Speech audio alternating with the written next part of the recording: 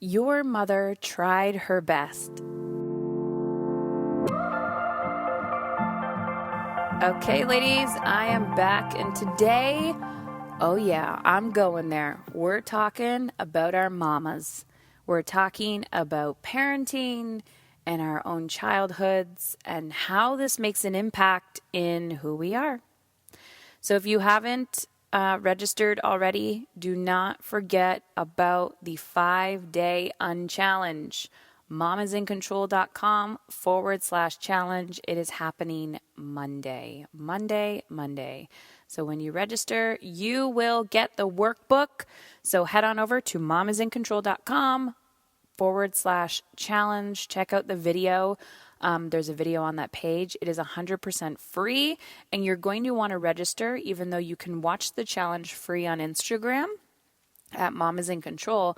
But when you register, I'm going to be gifting you a 12-page workbook that you can follow along with the challenge. And there's a whole bunch of journal prompts on there. So your mama tried her best. This is something that took me a really long time to accept. I grew up with, I was an only child, or am an only child, and my parents divorced when I was super young. I don't have any recognition of them together. My father remarried, and my stepmother has 3 children of her own who are all older than me. So I was the youngest of 4, but the only child every other weekend. And my mom worked her ass off. She's a factory worker, and she just did the best that she possibly could with what she had. And I am who I am today because of her. And it took me, excuse me, I'm going to sneeze. Oh gosh. It took me a really, really long time to accept that. And I think as parents, one of our biggest fears is that we're going to screw up our children. And I just want to tell you right now that we are. We are going to screw up our children. But we don't have to look at it as screwing up our children, but rather we are filling spiritual scripts. We are fulfilling spiritual scripts of what our soul is here to do. And everything.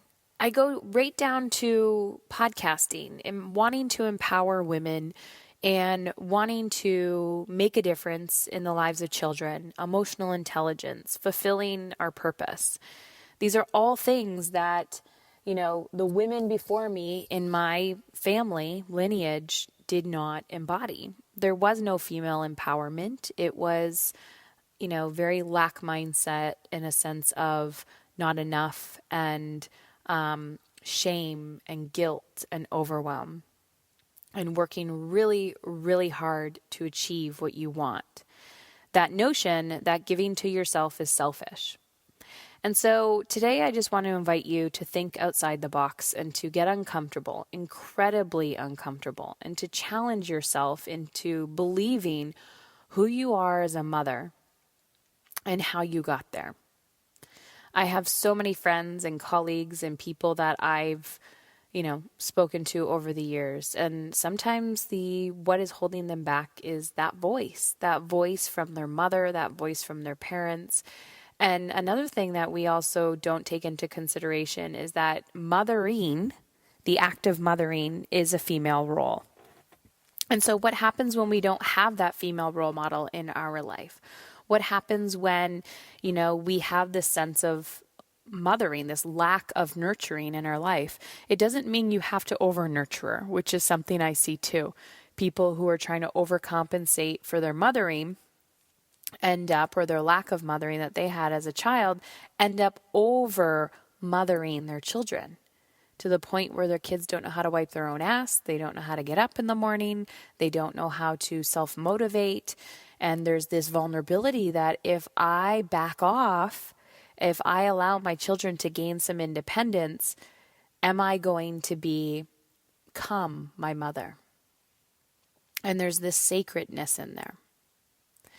And my grandmother is in transition right now. We just put her in hospice, and she will be probably in the next week or so transitioning into the other life.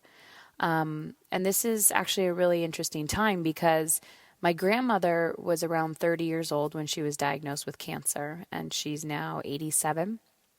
And she's raised 3 boys, 3 sons, and I'm raising 3 sons. And I went to go visit her the other day, and I said, I said my goodbyes, and she was fully awake and aware. And she said, I didn't realize I was so sick. And it was so peaceful because she's like, I'm content, I'm ready to go. And she said to me, Heather, I've always wanted to tell my story about my cancer journey. And I've tried to write it out many, many times when I was younger, and I just never got around to it. And for me, that was a calling. It was like, okay, Heather, it's go time. You got to write this book. You got to write this book, which I am. And I will give you guys more details when I have them. But it goes to show that you are not your mother. You are not your grandmother. But they do the best that they possibly can, and they pass the baton to you. And I see this female lineage, this mothering, this motherhood as a relay race that they run through their lives, and sometimes they fuck up hardcore, but they pass the baton to the next generation. And the next generation, might improve. The next generation might just reinstill the same patterns again and again and again. But that's not your job. That is not why you were given the baton. That is not your position in the relay race. That is not why you are listening to me.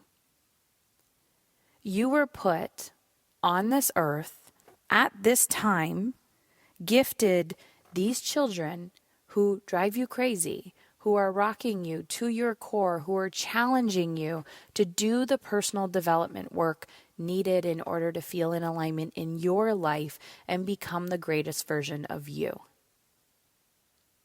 You have been given the baton. It is your responsibility in this relay race to do the best that you possibly can. Change those patterns. Look at your mother. Look at your beliefs. Look at why you do what you do and ask yourself, this isn't working, or is it working? And if it's not working, it's your responsibility to change it.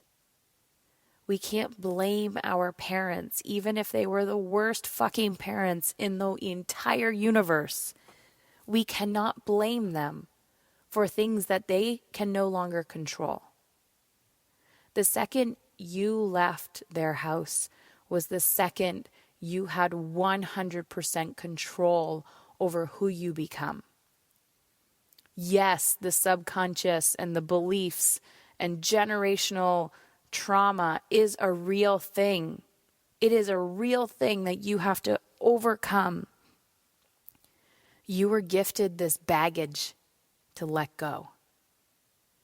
And the more you let go, do you want to know what the beautiful thing is? You give less to your children. The more baggage you work through, the more you become your greater self, the more you give your children permission to do the same. The other day I was asked, how do you motivate yourself, Heather? And my answer was, I don't. I look at my children, I look at the next generation, and I think I need to become the person I most desire them to be. And if I am not willing to do the work, which some days I'm not, that's okay. But if I'm not willing to do the work, I need to take ownership of that. Because if I'm not willing to do it, guess who has to do it? My children. And I'm putting the burden on them.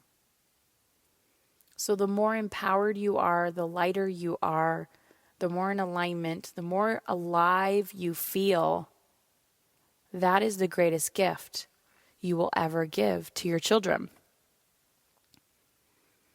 Your mother tried her best. She truly did. She did not have the tools that you have. She did not have the opportunities that you have in front of you.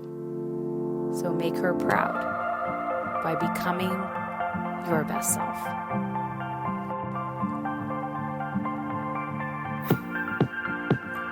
How do I get my child's attention without yelling? How can I ignore the social pressure of motherhood? How can I encourage my children to gain independence? How do I handle this when my spouse is not on the same page regarding parenting? Ladies, these are common questions that I get in my inbox every single day. So I've decided to create a revolution. I'm creating a 5-day, what I'm calling Unchallenge. It's 100% free. It's called the Good Enough Parent Unchallenge. Together, we're going to ditch the stress and the perfectionism that comes with modern motherhood so you can find what works for you and screw the rest. So when you go to momisincontrol.com/challenge, you're going to be gifted a workbook. So next Monday, October 28th, I'm actually going to be hosting this live on Instagram. So technically you don't need to register. You just need to go follow me on Instagram at momisincontrol. But if you want the free workbook, then go to momisincontrol.com/challenge. And this workbook is going to be a step-by-step guide as we're going through this challenge. And I also have some journal prompts on there for you so you're able to dive a little bit deeper. So we're actually taking action and implementing so we can see change. I am so done with you feeling like you are not good enough. You are an amazing parent, and I want to show you how to find what works for you so you can find alignment, wake up feeling energized, and fall asleep feeling content. Know that you are an amazing, kick-ass mom, and you are doing the best you can for your kids. So head on over to momisincontrol.com/challenge, and I'll see you on the inside.